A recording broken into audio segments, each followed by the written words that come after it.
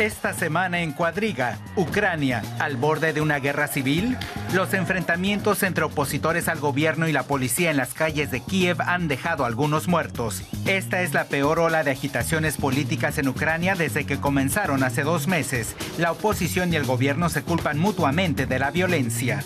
El presidente Viktor Yanukovych dice que el Estado está siendo atacado y ya ofreció reunirse con la oposición. Pero el gobierno endureció las restricciones a los manifestantes. El líder opositor Vitaly Klitschko dice que al presidente no le interesa en realidad el diálogo y llamó a los ucranianos para hacer más protestas en Kiev. ¿Se puede evitar que la violencia crezca más? Conduce el programa Víctor Manuel Borges. Hola, ¿qué tal? Les doy una cordial bienvenida a esta nueva edición de Cuadriga.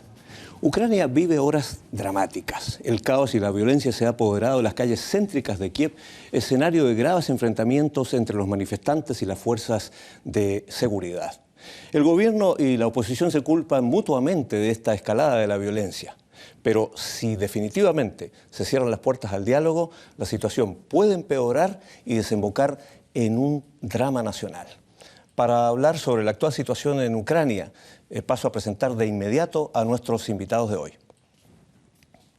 Burkhard Birke, periodista alemán con estudios de ciencias económicas, posee una amplia experiencia como corresponsal en las principales capitales del mundo, entre ellas Washington, Bruselas, Londres, París, y en la actualidad trabaja en Berlín para la emisora pública Deutschland Radio. Karl Kuyas, licenciado en Comunicación Social en la Universidad Andrés Bello en Caracas.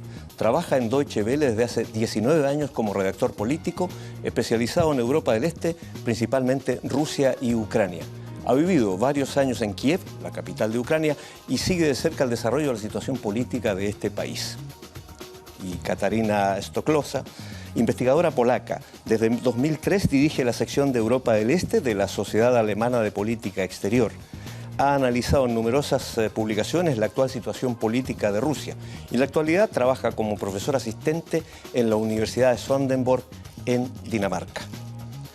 Las protestas llevan más de 2 meses y han fracasado. El presidente Yanukovych no ha cedido y la oposición ahora pide su renuncia y además hace un llamado a nuevas elecciones anticipadas. ¿Cómo se ha llegado a esta situación? ¿Cuál es la clave para poder entender esta dramática situación que vive Ucrania a miles de kilómetros de América Latina?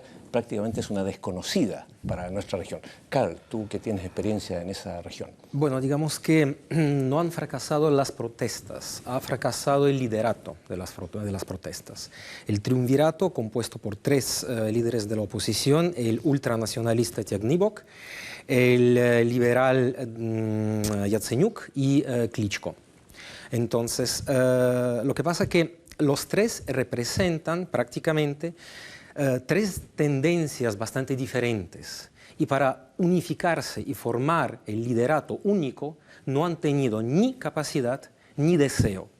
Si, por ejemplo, el domingo, el 19, cuando comenzaron los enfrentamientos y cuando en Maidán, en la plaza principal de Kiev, aparecieron los 3 líderes y comenzaron a hablar otra vez, como ya lo han hecho durante 2 meses, el pueblo, o sea, los manifestantes reunidos ahí, decenas de miles, comenzaron a gritar: líder, líder, queremos un líder.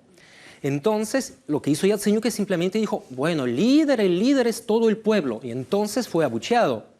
Lo mismo pasó con Tyagnibok y Yatsenyuk. Entonces, ahí lo que surgió es que la protesta se radicalizó, porque después de 2 meses, después de 60 días, obviamente la gente ya quiere una salida, y esta salida, exactamente, un resultado. Y ahora, lamentablemente, la voz la tienen los grupos radicales. Bueno, pero ¿estamos ante un callejón sin salida? O sea, el gobierno de Yanukovych no quiso firmar, digamos, este acuerdo de asociación con la Unión Europea, ¿no? Y se acercó más a Rusia. Pero estamos en un callejón sin salida, considerando que no hay líderes, según Karl. De momento sí que lo estamos. Cuando analizamos la situación hace 2 meses, pensamos que sí que va a cambiar, que se puede hacer algo para empujar a Ucrania a la dirección de democracia para cambiar algo, pero ahora vemos que de momento no hay salida. No hay salida, ¿por qué? Porque, como has dicho muy bien, no hay una oposición unida, porque el Klitschko ya no es el héroe. Klitschko había sido héroe hasta hace un mes. Esto ha cambiado, la gente está desesperada.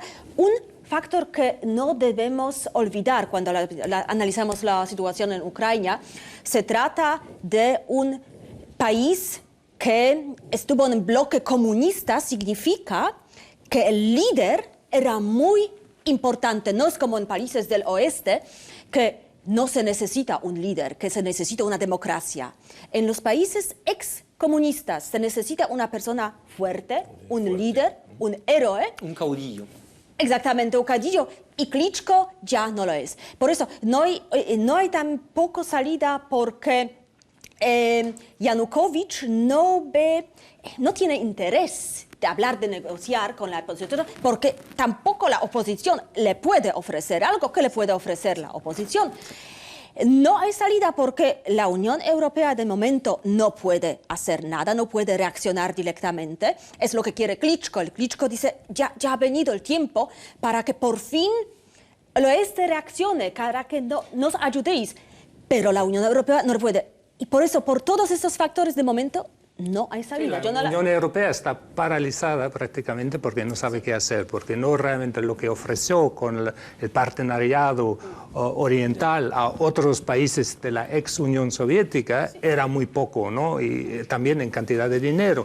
Era lógico que Yanukovych tenía que acudir a la ayuda de Putin, de Moscú, para resolver los problemas económicos. Y el gran peligro que yo veo que va por el camino de una dictadura, el camino también de Bielorrusia. Exactamente.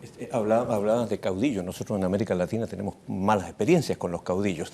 Pero antes de entrar en todo este contexto, digamos, europeo, yo quisiera también que nos refiriéramos a qué es lo que está pasando actualmente, porque para nosotros está muy claro que quizás las imágenes las tenemos día a día, pero yo insisto, nuestros televidentes están a miles de kilómetros de distancia de Europa. Ucrania es un país desconocido, era de la esfera de influencia de la ex Unión Soviética, y es difícil entender. Entonces tú decías algo así a propósito de que, bueno, este foco de tensión que actualmente es Ucrania se lo están disputando prácticamente Bruselas y Moscú. ¿Por qué? ¿Por qué no damos un poquito más de información de trasfondo para poder entender más esto? Yo creo que es un problema geoestratégico porque Vladimir Putin, el presidente ruso, ve claramente que su influencia en el mundo había disminuido. Entonces, en este momento, en muchos lugares, como tanto en Siria como en Ucrania, en muchos lugares él está recuperando terreno perdido, que se perdió con la disolución de la Unión Soviética. Entonces eso, Ucrania, es como también un poco parte del corazón de la antigua Rusia. Entonces él no quiere ceder, él quiere esa zona de influencia, está montando una unión aduanera con otros exmiembros de la Unión Soviética, y eso es como un contrapeso contra la Unión Europea, que en el fondo nunca ningún político de la Unión Europea de renombre había dicho queremos Ucrania como miembro en tal fecha en la Unión Europea. Perdón, pero hay una cosa. Entonces, ¿cómo explicamos este tema de la violencia? Porque quisiera que esto que tú has planteado lo retomáramos en un momento del programa, pero yo quisiera referirme a estos brotes de violencia. Tú hablabas de que en el fondo hay una cuestión cultural también, ¿eh? Del hombre fuerte, del que tiene que mostrar presencia, y tenemos en estos momentos una oposición prácticamente acéfala, sin líderes. Tú, que tienes contactos con colegas, me explicabas antes del programa, ¿puedes contarnos un poco cómo se está, cuál es el pulso que se está Hay mucho odio. sintiendo ahí? Hay mucho odio, la sociedad en Ucrania está dividida. Entonces, hay mucho odio en cuanto o contra el presidente actual, contra el gobierno actual, contra los políticos actuales, principalmente de su partido, el partido de las regiones. Cuando Yanukovych, hay que entender, cuando Yanukovych llega al poder después de 4 años de su predecesor, que era Víctor Yushchenko, Víctor Yushchenko llevó el péndulo a un lado, ofreciendo más fuerza y ofreciendo más atención a la parte occidental del país, a Ucrania occidental, dejando a Ucrania oriental prácticamente olvidada, prácticamente denigrada un poquito. Que es lo que está en la frontera hacia Rusia, digamos. Exactamente, exactamente. Entonces, cuando llegó Yanukovych, él intentó paliar esa situación y practicó lo que se llamaba la política de mesera, la política de columpio, un poquito allá, un poquito acá, o sea, un poco con Rusia, un poco con la Unión Europea. Por un lado, es una política en cierta medida cierta, porque claro, tú quieres estar también con la parte occidental del país, la parte oriental, pero el rechazo hacia él de la parte occidental fue desde el primer momento, existió desde el primer momento. La parte oriental paulatinamente también perdió, o mejor dicho, él perdió el apoyo de la parte oriental porque no cumplió muchas de sus promesas. Él ofrecía convertir el idioma ruso en el segundo idioma oficial del país. No lo cumplió, lo convirtió solamente en un idioma regional. La corrupción con él ha crecido brutalmente también. Entonces, él ahora está enfrentándose contra una protesta, por un lado, de la parte occidental, que lo odian a ultranza, y por otro lado la parte oriental que está cansada. Lo único que está pasando ahora es que esta protesta tan fuerte, en cierta medida, o sea, es la protesta también generalizada, pero principalmente llevada por la parte occidental, genera una especie de apoyo en la parte oriental otra vez hacia él, porque la gente dice, no, no queremos tener a esos nazistas, a esos nazis que vienen de la parte occidental, porque para muchos representantes de Ucrania Oriental, los de Ucrania Oriental son nazis, que en su momento, durante la Segunda Guerra Mundial, pactaron... De la parte occidental estás de la hablando. parte, sí, de la parte de Ucrania occidental, para muchos ucranianos de Oriente, muchos ucranianos de la parte occidental son nazis porque durante la Segunda Guerra Mundial estaban colaborando con el Tercer Reich. Bueno, pero eso, sí, la situación ha cambiado y eso no se puede afirmar hoy en día. No. La situación no ha cambiado porque el 9 de mayo, cuando se celebra el Día de la Victoria, todavía se dice que mi abuelo, mi padre, mi tatarabuelo luchó.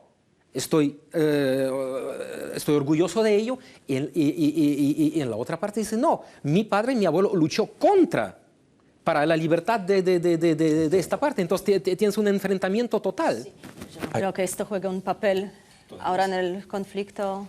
En este momento no, pero todo esto conlleva a una incomprensión entre ambas regiones. A eso voy.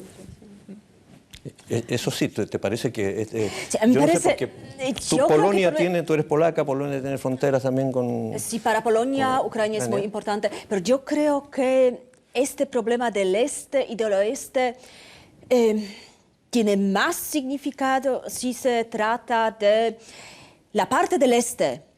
Quiere ser una parte de Rusia.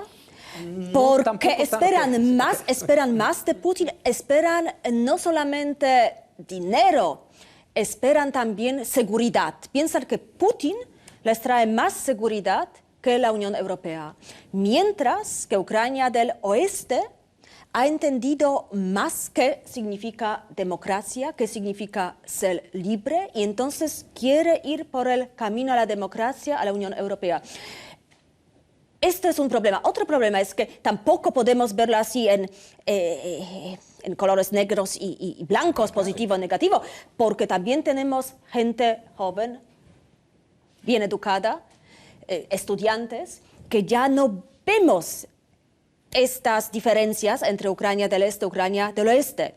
¿Sí? Es una parte de sociedad que ha entendido qué significa ser una parte de Europa, de Unión Europea, qué significa ser libre, qué significa luchar por la democracia. Y yo pienso que no podemos olvidar que esto ha cambiado en Ucrania, también Ucrania del Este. Pero no tan fuertemente, o sea, y yo creo que también, o sea, tú como polaca también, me imagino que en Polonia, ¿qué sentimientos todavía tiene la gente cuando se habla de la masacre de Volyn? O sea, y todo el mundo sabe quién la cometió, que fue el ejército rebelde de Ucrania. Entonces, precisamente sobre esos puntos juegan también los políticos en la parte oriental, cuando ellos dicen 100.000 polacos masacrados. Sí, bueno pero hay mucha historia. Yo creo que realmente hay que ver que en este momento los elementos caóticos, los radicales, se están apoderando del movimiento de la oposición. Y lo que hablábamos al inicio de esa emisión, que ni el Klitschko ni los otros líderes de la oposición ya tienen control. Y eso es un estado de anarquía que justifica a Yanukovych como presidente de tomar aún medidas más drásticas en lugar de redresarlas o de retomarlas, lo que exige la oposición.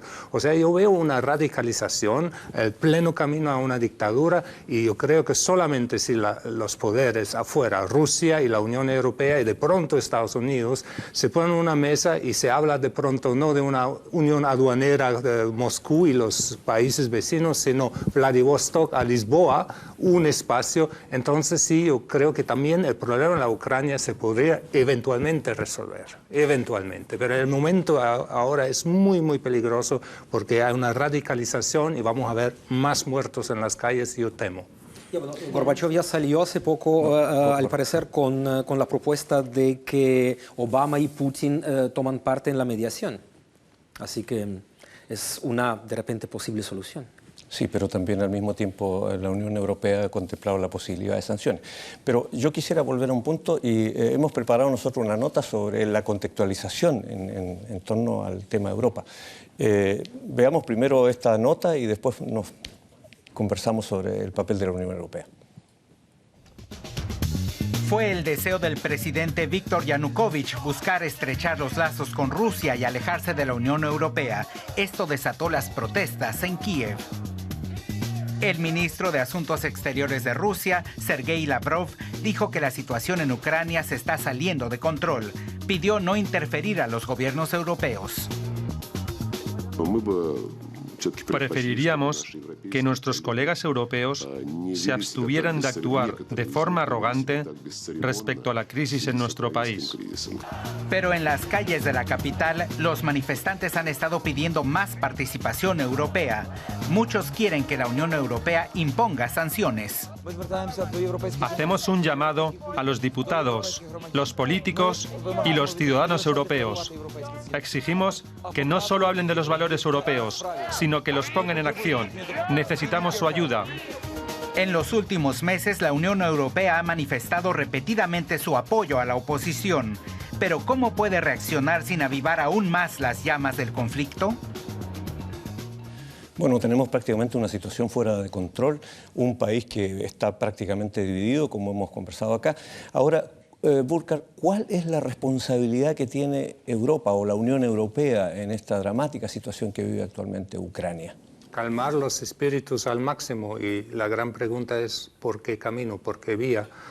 Tomar sanciones, lo que se está discutiendo o considerando públicamente por algunos de los responsables en la Unión Europea, me parece en este momento no apropiado, porque le va a dar la oportunidad, la justificación a Yanukovych de ser aún más duro contra la oposición. O sea, a mí me castigan, yo castigo a los opositores. O sea, eso va a escalar el conflicto. Por eso yo creo que en este momento habría que buscar el camino de una moderación, de pronto ofrecerle a ver si hay un acercamiento económico que no sea ese famoso tratado de asociación que ya tiene mala reputación, de pronto de ofrecer becas para estudiantes, de buscar un acercamiento para calmar los espíritus de los elementos radicales de la oposición y a la vez hablar con Putin, buscar el diálogo con Putin para también que él tome toda su influencia sobre Yanukovych. Tienes razón, que sanciones no ayudan, lo hemos visto en el caso de Bielorrusia. Sanciones producen como mayor rechazo. Sí, el rechazo, y como entonces unos contestan, otros contestan, y la batalla empieza a ser todavía más grande y todo empieza a ser más agresiva. Así que tienes razón que las sanciones no ayudan. El problema es que los países dentro de la Unión Europea tienen planes completamente distintos. Polonia quiere ayudar de otra manera que Alemania. Polonia, por ejemplo, de lo que hemos hablado antes, para Polonia y Ucrania es muy importante porque es país vecino. Polonia está muy interesada que Ucrania sea en el futuro una parte de la Unión Europea. Es muy importante para no tener la frontera en el este. Exacto. Y por eso Polonia quiere ayudar más directamente, hacer algo, reaccionar, apoyar más la oposición. Es lo que no quiere de momento tan directamente hacer Alemania o Francia o otros países. Así que tenemos como conflicto dentro de la Unión Europea. ¿Por qué camino ir? ¿Cómo ayudar? ¿Qué hacer concretamente? ¿Y a quién apoyas en la oposición? Porque hay ultranacionalistas que tienen que ver en la Unión Europea. Yo creo que ellos son... y antisemitas, o sea, peligroso. Y ya tenemos harto problema con eso en la Unión Europea. No necesitamos nuevos. Bueno, o sea, hay una nueva tendencia de llamarlos no nacionalistas, sino nacionaldemócratas. Entonces ellos también se titulan así, o sea, explicando la situación de que estamos formando un nuevo país que prácticamente nunca en su historia tuvo su independencia, y para eso el nacionalismo es sumamente importante para crear un sentimiento en el pueblo que nunca ha sido un pueblo como tal, sino fue parte de un conglomerado de otros pueblos. Pero efectivamente, o sea, volviendo un poco a al tema de las sanciones, el problema es que la misma oposición en Ucrania exige esas sanciones, exige que la Unión Europea, que Estados Unidos las impongan tanto contra el gobierno, contra Yanukovych, contra su círculo más cerrado, contra los oligarcas que apoyan al gobierno, como es Rinat Akhmetov, Firtash, etc., ¿no? Por un lado, sí, eso podría ser un golpe duro, porque claro, o sea, si las cuentas billonarias de esa gente se congelan en Estados Unidos o en la Unión Europea, si sus casas, sus villas, o sea, son confiscadas, o sea, ellos sí se van a sentir bajo presión, pero por otro lado, tal como has dicho tú y tú, efectivamente eso los va a empujar entonces irremediablemente hacia Rusia. Sí. Ahí está el punto. Un argumento que Claro. se sienten más seguros con Rusia. No, es que porque no tendrán otra salida. Es Por un eso. balance muy difícil. Claro. O sea que sí Claro. hay que amenazar y, Claro. y la Unión Europea no tiene mucho con qué amenazar. Eso sería uno, la sanción, como se ha hecho en el caso de Bielorrusia, de congelar las cuentas bancarias, de confiscar la inmobiliaria y todo eso. Pero amenazar no ha ayudado No realmente. tiene entonces ninguna manera de amenazar como para imponer sanciones o un castigo, por así decirlo. ¿Cuál podría ser la alternativa? La disyuntiva clara, que tiene la Unión Europea. clara y ¿Cómo llana. puede apoyar? Clara y llanamente, la Unión Europea debería desde el primer momento decir, el día 11 de enero, digamos, de 2021, Ucrania va a ser el miembro de la Unión Europea si cumple con estos parámetros. No la Asociación de Libre Comercio, perdóname, la Asociación de Libre Comercio la firmó México en el 97, la Asociación de Libre Comercio la firmó Chile también, la Asociación de Libre Comercio la firmó Israel. O sea, eso no significa que esos países van a ser miembros de la Unión Europea. Pero precisamente eso no va a pasar. Eso no va a pasar porque ya acabamos de iniciar negociaciones de adhesión con Serbia y ya se tiene que considerar Bosnia y todo. Mira las negociaciones con Turquía que llevan ya décadas. Sí. Y además Esa es la la pregunta si Yanukovych lo quiere. Eso es- Ahí sí, pero ya no sería Yanukovych, sino si toda la gente, toda la gente, incluso en la parte oriental, ahí sí pensaría, en el 2021 o 2022, yo, sin visa, podría entrar en la Unión Europea, podría trabajar ahí, podría viajar, porque para la gente en Ucrania lo más importante es poder viajar a la Unión Europea sin visa. La gente está harta de ir a solicitar visas a la embajada polaca, a la embajada francesa, a la embajada alemana, o sea, cumplir un montón de parámetros y nunca saber si la van a obtener. Eso es lo más importante para ellos. Y esa perspectiva sería fantástica, eso sería una meta excelente. Pero eso es como el sueño del guajiro realmente. O sea, es la verdad, en la situación actual en que la Unión Europea está tratando de hacer exactamente lo contrario, a ver cómo disminuyen el flujo de inmigrantes, Otra opción, incluso pero de la Unión esto ya Europea. sería corrupción de parte del oeste, lo que ayudaría, pero seguramente es pagar más dinero, no solamente a Ucrania, sino también a Yanukovych, más dinero que ha pagado Rusia. Porque en todo este debate olvidamos un tema que es el tema de 15.000 millones de corrupción, dólares.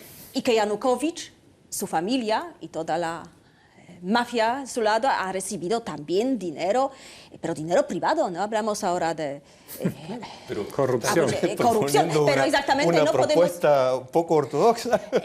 Es una propuesta que Pero- no debe existir Claro. porque Ya. somos europeos y Claro. no podemos contestar con corrupción la corrupción, pero es lo que ayudaría. Pero eso seguramente es lo que está haciendo Rusia. Perdón. Exactamente, es lo que está haciendo Rusia pagando. Claro. Rusia entendió todavía hasta el día 28, cuando tenía que firmarse, el 28 de noviembre, el tratado en Vilnius, que Ucrania necesita dinero, o sea, y la Unión Europea no lo había entendido. Entonces, simplemente, o sea, le dijo, mira, aquí tengo 15.000 millones de dólares, o sea, y bueno. No hay que hacer tabús de esto, es que este problema existe. Y si nosotros hablamos de la libertad, de democracia, de valores que nos importan a nosotros, que son importantes para la Unión Europea, pero ¿por qué pensamos que estos valores son importantes también para los políticos en Ucrania? Tenemos que pensar un poco qué piensan los otros, la recepción de otra parte. Poco a poco. Es una cuestión cultural, ya entendí. Claro, y también había un gran problema en enfocar también toda la ayuda, todo el tratado de asociación a la persona de Julia Timoshenko, o sea, la ex primer ministra que está encarcelada y enferma, que desde un punto de vista humanitario, claro, ella merece ser tratada de otra forma, pero ha llegado a ser una masa de juego político. Y eso fue un error, en mi opinión, de la parte de la Unión Europea de enfocar la liberación o la aliviación de las condiciones de cárcel de Julia Timoshenko como precondición para firmar ese tratado. Sí. Eso era algo que realmente era como mezclarse en las cosas interiores de Ucrania, y era lógico que Yanukovych no podría aceptar esto. Entonces, volvemos al tema en Rusia. Así como está este tablero de ajedrez, además de los intereses políticos y económicos, digamos, hay otros intereses que tú los mencionabas al principio del programa que tienen que ver con aspectos geopolíticos, en definitiva, porque si Ucrania se suma a la Unión Europea, por así decirlo, o a la esfera de influencia de Europa, significa que sus fronteras prácticamente, que las fronteras de Europa, entre comillas, llegarían hasta la orilla norte del Mar Negro. Entonces estamos ¿dónde tiene la Marina rusa? A Rusia hacia el Cáucaso. ¿Dónde tiene la Marina rusa su flota? Su flota, exactamente. Entonces, volvemos, es una situación de callejón sin salida, más allá de las consideraciones geopolíticas. O sea, ¿qué solución puede haber frente a esto? Bueno, digamos, una cosa muy importante es que Ucrania ya en el año 2010, si mal no recuerdo, ya aprobó constitucionalmente que es un país que queda fuera de cualquier bloque militar. O sea, entonces ya Ucrania no podría convertirse en un miembro de la OTAN. Exactamente. Bueno, para eso, para cambiar la Constitución hay que tener otra vez, la mayoría de fuerzas, exactamente, una mayoría parlamentaria. Bueno, el punto, a mi modo de ver, principal para Ucrania o para Rusia con el tratado de la asociación con la Unión Europea entre Rusia y Ucrania, es que Rusia tiene sus intereses económicos, obviamente, y demostró que sabe luchar por ellos. La Unión Europea no lo ha demostrado. Si la Unión Europea quiere a Ucrania, entonces tenía que luchar por ella, o tendría que luchar por ella con más ímpetu. Y eso yo no lo había, no sé cómo... Pero es que tenemos otros valores, sí, otros medios, es que no podemos reaccionar. Claro, pero si acabas de decir que tenemos que pensar un poco como ellos. Sí tienes razón, pero tenemos que pensarlo, que saberlo, pero yo pienso que no tenemos derecho a reaccionar como ellos, porque... Reaccionar, no, accionar. Pero, el problema es... Porque reaccionar es siempre, tú reaccionas a algo, tú tienes que ir adelante. Es que somos demasiado demócratas para tener los mismos medios para... Y hay que mirar la dependencia, por ejemplo, del suministro de gas por Rusia de Ucrania. O sea, ahí la Unión Europea no tiene los mismos instrumentos como para competir en influencia con Rusia en Ucrania. O sea, Ucrania depende, y eso precisamente es un gran problema, el precio del gas. Si Rusia quiere ahogar a Ucrania porque se voltea hacia la Unión Europea y quiere ir hacia el occidente, bueno, se aumenta el precio del gas y la miseria económica. Eso es poder. Eso es poder, digamos. Exactamente. Y Putin ahora está esperando, porque cuando leemos análisis sobre Ucrania, ahora leemos muy poco sobre Rusia, cómo va a reaccionar Rusia, qué va a ser el papel que va a jugar Rusia. Putin está esperando hasta que el caos sea tan grande que puede pasar dentro de una semana, máximo 2 semanas, y entonces va a reaccionar. Él de momento no quiere demostrarse, no quiere decir que es él que decide, está esperando que Yanukovych dice, no podemos más, ayúdanos, gran hermano. Y entonces Rusia va a fungir como el país que ha ayudado a Ucrania a tener otra vez todo en orden, sin caos, todo arreglado. ¿De qué manera? ¿Cómo? ¿Pero de qué forma? Bueno, Militarmente eso significaría guerra civil. En Ucrania eso sería guerra civil. Eso es lo que yo quería decir, porque en el fondo, ¿qué va a pasar con los manifestantes? Los manifestantes llevan 2 meses, más de 2 meses. Hay que decir también que bajo temperaturas de hasta de 10 grados bajo cero. Es una cosa pero que... recién ahorita, Sí, ¿no? pero de todos modos, o sea, hay que tener bastante valor para seguir allí insistiendo, más en una situación donde se ve prácticamente que es casi sin esperanzas. La gente está desesperada, la gente está lista para todo. Y la gente no tiene miedo. O sea, estoy diciendo, o sea, la gente, o sea, llegamos a un punto donde ya tú no puedes tapar la olla, porque la presión es tan fuerte.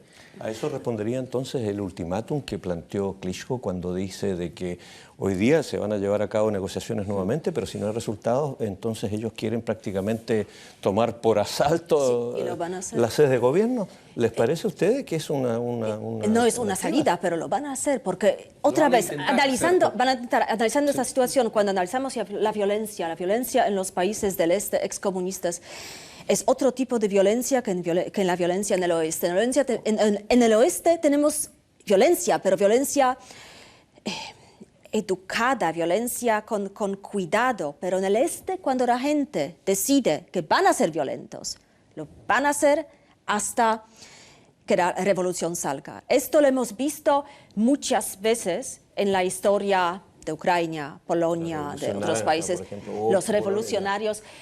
Y esto yo pienso que también tenemos que realizar, que cuando comparamos, cuando hablamos de violencia y cuánto aguanta la gente, cuánto no aguanta, aguantan mucho, pero aguantan hasta que no puedan más. Bueno, yo no estoy tan de acuerdo en cuanto a la violencia, que es solamente, digamos, que la violencia de esta forma solamente es, o sea, pertenece a los países del este. O sea, recordemos que está pasando hasta hoy en día en Irlanda del Norte, en Ulster, o sea, con las manifestaciones de los orangistas. O sea, recordemos lo que ha pasado en París hace como 8 años, cuando durante un mes ardían todos los suburbios de París. Hace como 3 años en Londres, cuando Londres se convirtió en una ciudad prácticamente en ruinas con los saqueos y todo. O sea, se puede decir que ahí la violencia no fue provocada por razones políticas, sino netamente, meramente económicas. Pero independientemente, la violencia está inherente también a la parte occidental. Lo que pasa es que nosotros aquí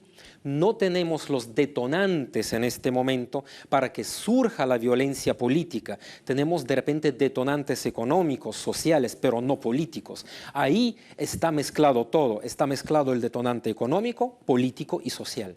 Yo creo que la única salida sería que Yanukovych realmente se dé cuenta de que no puede tapar ya la olla y la presión ha aumentado tanto que tiene que anunciar, no en lo inmediato, pero en un término bastante corto, nuevas elecciones. Yo creo que si no, la cosa realmente va a ser la anarquía o la dictadura y va a haber mucho más muertos, pero yo creo que la única forma de calmar los espíritus sería esto. Esto sería la única salida muy concreta y esto tendrían que negociarlo Ucrania, Rusia y la Unión Europea, igual Estados Unidos también. Y la oposición tendría la oportunidad de pronto de buscar un líder. Yo no sé si Yulia Tymoshenko volvería salir de un hueco o de su cárcel, pero en el fondo no veo nadie. Pero eso no es una salida para Yanukovych, ese es el problema, pero igual si le pagan. Exactamente. Tú eres la que sale con soluciones absolutamente pragmáticas. Hay que hacerle una oferta que no pueda rechazar, ¿no? Claro. Exactamente. Entonces, hay otro aspecto en esta situación que quisiera tocarlo y que tiene que ver un poco con cuál puede ser el papel que juega Occidente allí y el interés que puede tener. Yo recuerdo hace más o menos como 20 y tantos, 28 años tal vez, recién estaba comenzando a trabajar, el accidente nuclear de Chernobyl.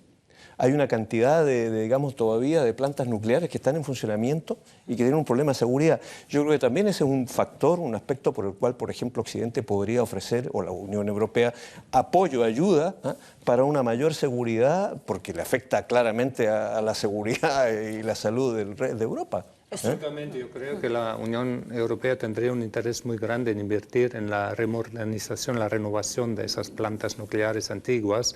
Y en serio, porque Chernóbil, que fue el desastre, el gran accidente en el 1986, sí, llegó hasta Francia, hasta Alemania, la radiación. Entonces sí, eso nos toca de inmediato y tenemos un interés económico muy grande o medioambiental de protegernos ahí y de cooperar y ayudarle a Ucrania. Bueno, es también un negocio. ¿Ves tú? Ahí hay una manera también en que la Unión Europea puede cooperar. ¿Y en qué otro aspecto podría la Unión Europea comprometerse mucho más en este proceso, por así decirlo, en esta situación que vive Ucrania? Becas para estudiantes, muchos, porque los estudiantes que vienen acá pueden ver y vivir una forma de democracia que no corresponde a la realidad de ellos. Entonces pueden aprender y volver a su país e implantar esas ideas, porque son procesos. Lo hemos visto con la revolución en el mundo árabe, que pensamos, la primavera árabe, ahora va a haber democracia en todos esos países. No, nuestro concepto de democracia es adaptado a nuestras sociedades. Estas sociedades tienen que buscar su propio camino para encontrar su camino a la democracia, pero llegando aquí, estudiando aquí, viviendo en estas sociedades, se plantea una semilla que puede florecer luego en su propio país. Tienes razón, pero pienso que... ¿Tú trabajas con estudiantes? Yo trabajo con estudiantes, sí, en la universidad, en la parte danesa y alemana, y tenemos estudiantes de 50 países y entre otros de Ucrania, muchos de Ucrania. Muchos vienen a Alemania, muchos vienen a Dinamarca, quieren estudiar, quieren aprender proceso de democracia, vienen exactamente con las becas de la Unión Europea. Pienso que olvidas, y es muy importante, pero olvidas un problema, que muchos no quieren volver. No quieren volver porque... Está claro, ya se sienten bien en el oeste, se han acostumbrado, han construido su vida, igual su familia, han conocido un chico o una chica, no quieren volver. Entonces, para otros países, también hay un programa muy parecido para estudiantes de Libia, y hay un punto donde pone que tienen que volver. Y esta es una pregunta, esta es como... una obligación, no es muy democrático, dices tú. Exactamente. Pero la condición, si yo recibo un regalo, absolutamente legítima. Sí. Claro. O sea, yo creo que, entre otras cosas, por lo menos habría que aligerar el visado para la gente. Sí. O sea, porque lo que sucede, por lo menos cuando yo estuve en Kiev, las quejas de mis amigos, de mis colegas, de lo que sucede en las embajadas, o sea, las embajadas que a veces rechazan por X o Y motivo las solicitudes, tratan mal a la gente en los consulados, o sea, o sea, se habla de cuotas de rechazo en la embajada tal, este país rechaza más, este país rechaza menos, por X o Y motivo. O sea, eso demotiva a la gente, desmotiva completamente, porque, o sea, una embajada, por ejemplo, exigió a 3 amigas mías que querían ir a, no voy a nombrar el país, Occidente. Exactamente, un país occidental, digamos del mar Mediterráneo, al volver, presentarse en el consulado para que el funcionario del consulado las viera y certificase que regresaron. Bastante denigrante. O sea, pero yo creo que eso va a ser muy difícil en ese momento que estamos discutiendo, por ejemplo, en Alemania, que hay la libertad de trabajo para los últimos países miembros de la Unión Europea, Bulgaria y Rumania, que hay el gran miedo de que toda esa gente llegue a Alemania para pedir ayuda social y entonces para... Yo creo, eso lo veo muy difícil, pero sí, estoy de acuerdo, sería una señal por lo menos simbólica. Por lo menos aligerar, o sea, yo no estoy diciendo entrada sin el visado, no, pero aligerar se puede. aliviar un poco todo esto. Claro. Perfecto. Pero hay otro aspecto que tiene que ver con cuestiones económicas. ¿Qué puede exportar, por ejemplo, Ucrania a la Unión Europea? Porque tengo entendido que, por ejemplo, en Rusia es muy cotizado el chocolate, una cosa que no sé. El chocolate ucraniano, es algo que yo no sabía y por lo visto el mayor mercado de exportación del chocolate ucraniano También es a Rusia. Polonia, sí. Claro, a Polonia también. A Polonia también. A Polonia también llega chocolate ucraniano, Pero sí. ¿qué otras cosas? Porque no tiene materias primas. O sea, No,